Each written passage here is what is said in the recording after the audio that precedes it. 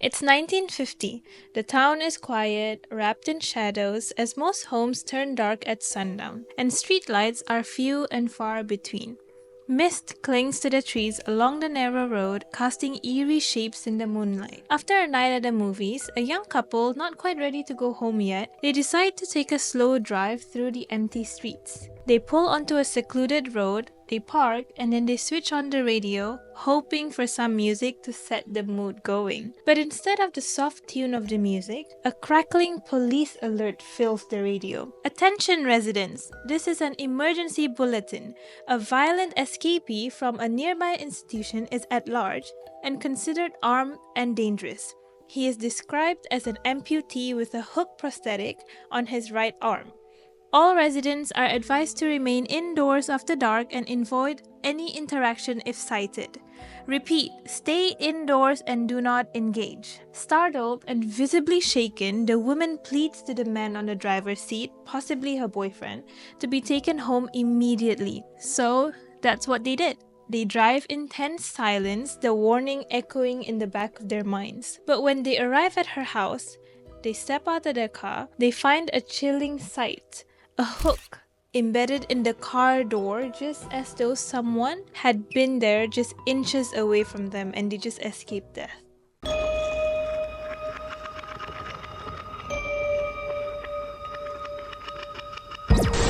Content warning.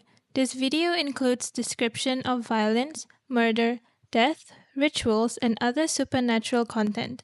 Listener discretion is advised, as some stories may be unsettling or sensitive to certain audiences. Turn down the lights, snuggle up tight, and get ready for another Tuck Tale. What happens when the line between fact and folklore blurs? Welcome to Tuck Tales, where urban legends meet true crime and myth aren't always just stories. My name is Safrina, your host for the episode. And my name is Diski. And this episode we'll be talking about an urban legend from the United States of America, widely known as the Hook Man. And it is actually linked to numerous infamous murder cases that until now, the perpetrator has never been caught. Really? Have you heard of the Hook Man before? It sounds familiar, but I'm not really sure. I think he resembles like a pirate because of his prosthetic hook arm. The question is, why would a medical team attach a hook kind of shape onto a hand of a person? I have no idea. Weird. Or maybe he attached it himself. Anyway, let's continue the story of that young woman that just arrived back at her house. This is the story that is widely known or told when people ask about the story of Hookman. If you ask someone who knew about the story, they would probably tell you this version of the story. There are many variations, but the one I told is the most famous one. But actually, the other variations of the story are quite interesting as well and quite gore. In one variation, it is said that the couple actually spotted the killer outside the car. He held onto the car roof, and when the man is swiftly driving, he's still holding on, and then the killer let go. So they just escaped. That is one version of the story. Another one is actually more sinister. In this version, the woman sees a shadowy figure watching them from the corner of her eyes inside the car. She mentions it to her boyfriend, and seeing her visibly shaken, panicked, scared, he leaves the car to check. Oh my god, that's so dangerous. But the figure disappears. Thinking that maybe his girlfriend just imagined it, he returns to the car only to see that his girlfriend had already been brutally murdered with a hook. In another alternate version, the couple drive through an unknown part of the country late at night and stop in the middle of the woods because either maybe the man had to pee or relieve himself, or the car breaks down and the man leaves for help. Either way, they park at the side of the street. While waiting for him to return, the woman turns on the radio and hears the report of an escaped mental patient. So they believe that Hookman is possibly mentally ill. She's then disturbed many times by a thumping on the roof of the car. She eventually exits the car and sees the escaped patient sitting on the roof, banging the car with her boyfriend's head. Maybe it has been exaggerated for the plot, or maybe not, we never know, but the premise stays the same. It's always about a young couple, someone dying, maybe the woman or the man. According to some folklorists and historians, the story began to circulate sometime in the 1950s in the US, becoming widespread amongst American teenagers by 1959 and well into the 1960s. It's not that it's very recent, but it's within the 100 years. But who exactly is the Hookman? So to help you visualize, let me just paint the image of what he looks like. He's depicted as a faceless, silhouetted old man wearing a long dark raincoat and a hat like the olden days that always seems to cover his face. His hair is long and he looks old based on his hair that's currently white. He is said to be a hook-handed lunatic who escapes from an institution in Pennsylvania and kills innocent people, particularly young couples. In every story, he always targets young couples. But some people believe that the story was actually created to scare the teenagers into chastity. Oh, So they don't go out late at night and do something. deed. Do the deed in the cars. Yeah.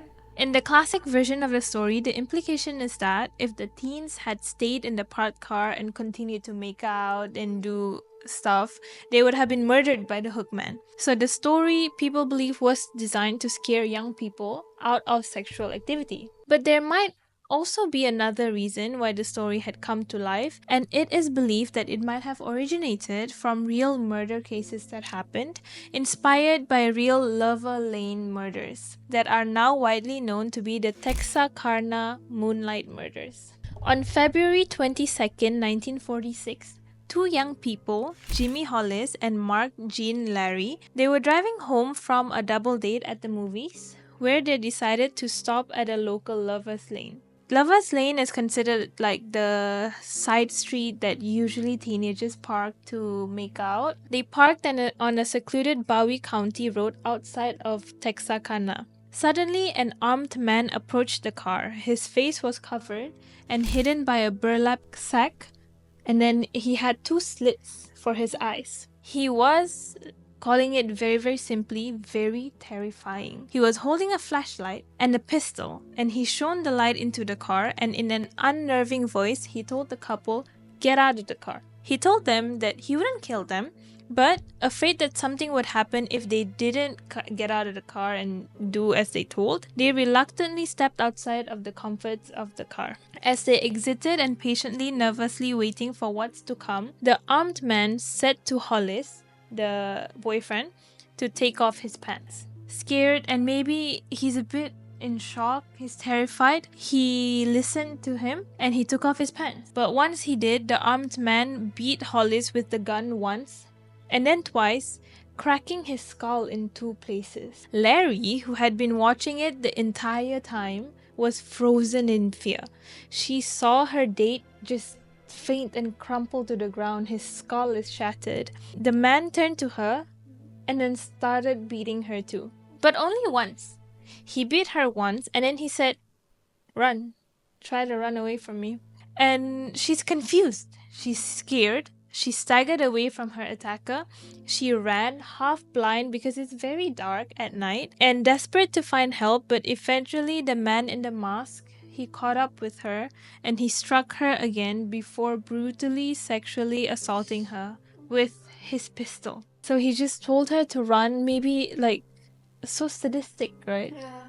Just for fun. He fled right in the nick of time after he saw headlights of a car approaching on the same road. Thankfully though, both of the victims survived, and eventually they recovered from their wounds. But the nightmare for the two of them didn't stop there. When interviewed by the Texarkana Gazette, a newspaper at the time, months after his recovery from the skull fractures, Hollis said that due to the nature of his attack, the next couple he finds would not be so lucky. In the year 1946 in the US, after the Second World War had ended, there was a period of violence happening in the city of Texarkana, a border town split between Texas and Arkansas. Multiple teenagers were getting murdered, and although they believed the killings to be somewhat random, they had always targeted young couples on Lover's Lane, where they would park and spend time together before heading home. So people thought, oh, maybe it's just randomized that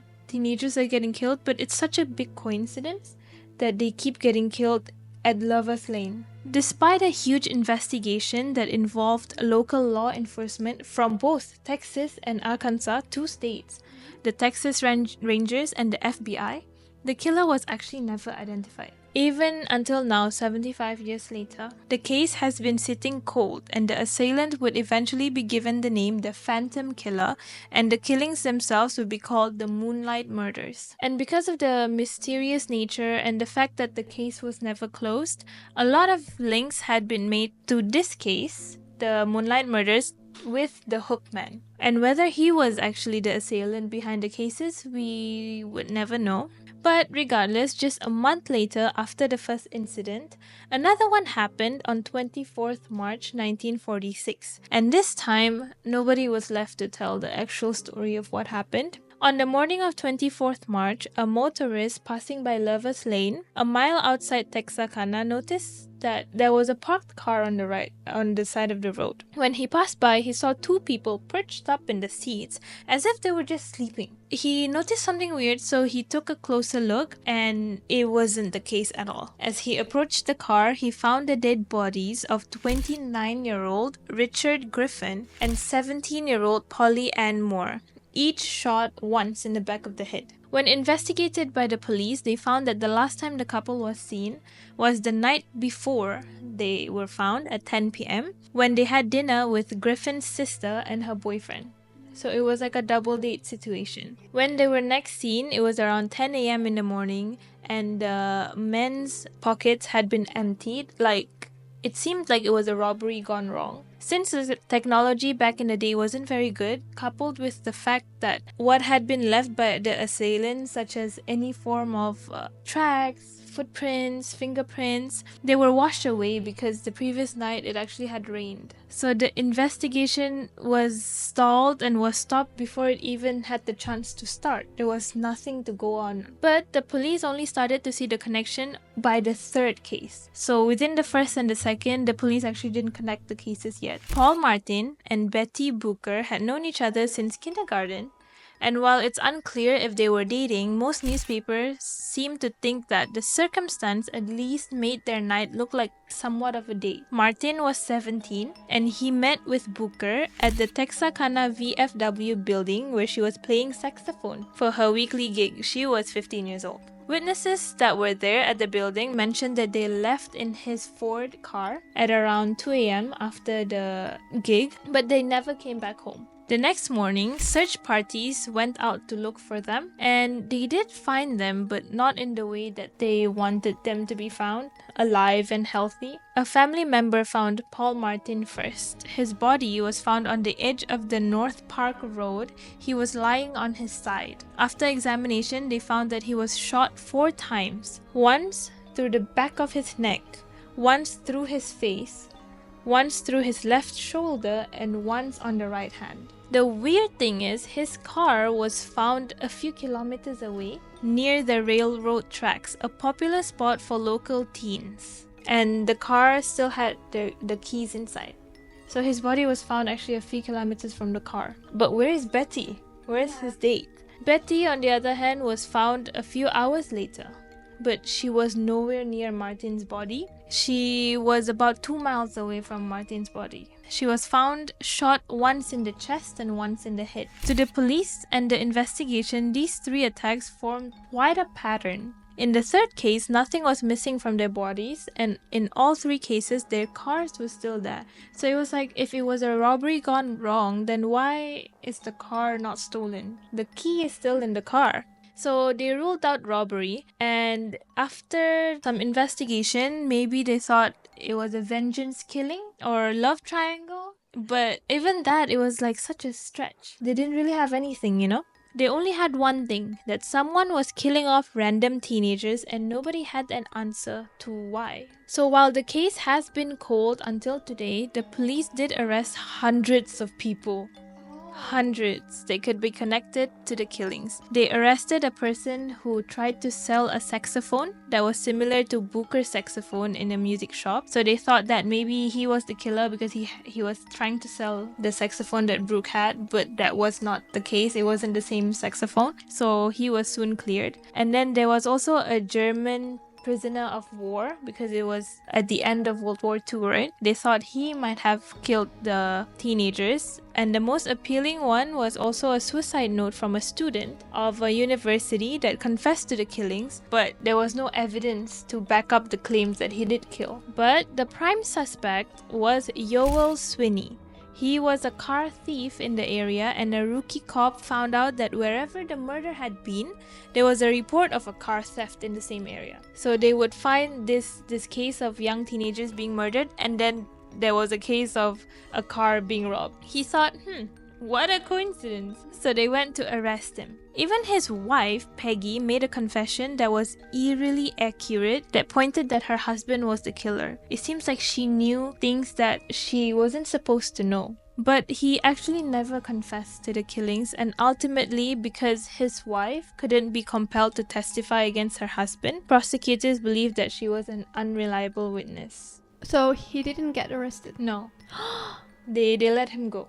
Oh my god. In the end, though, he did spend most of his life in jail for car theft and other crimes because he liked stealing cars, but he was never charged with the Texarkana murders. Now, because of the air of mystery around this case and the fact that there is an urban legend closely relates to these murder cases, some people came to their own conclusions that hey, maybe the Hookman. But whether they think the Hookman is a real criminal or an urban legend, a spirit or a ghost, they believe that he is the person that committed these crimes. There were even movies made about him. And the way he was killed in the movies were so similar to the real Texarkana cases that people were compelled to find the similarities that fueled life into this kind of urban legend. So that's all for the story. What do you think? I think it's so interesting, but so scary to think about.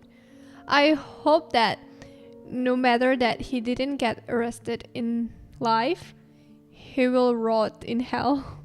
Yeah, I hope so. I mean, 75 years, I think he would have been dead by now, right? Do you think the Hookman exists? Do you think he was a real person? I think so, yeah.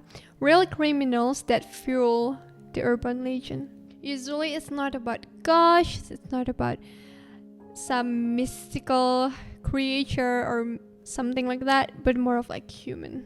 Yeah, humans, and then because they were never caught, then urban legends come to life. Yep. The story of this marked assailant, whoever he was, who targeted couples in secluded spots still haunt the city until today, lingering as an unsolved tragedy that blurs the line between horror and reality. Whether it was a real-life killer or something darker and unknown, the legend still lives on. The legend of the Hookman and the legend of the murders, drawing people back to the haunting shadows of a case left unfinished. And that is the story of the Hookman and also the Texarkana murders that people usually link the Hookman with.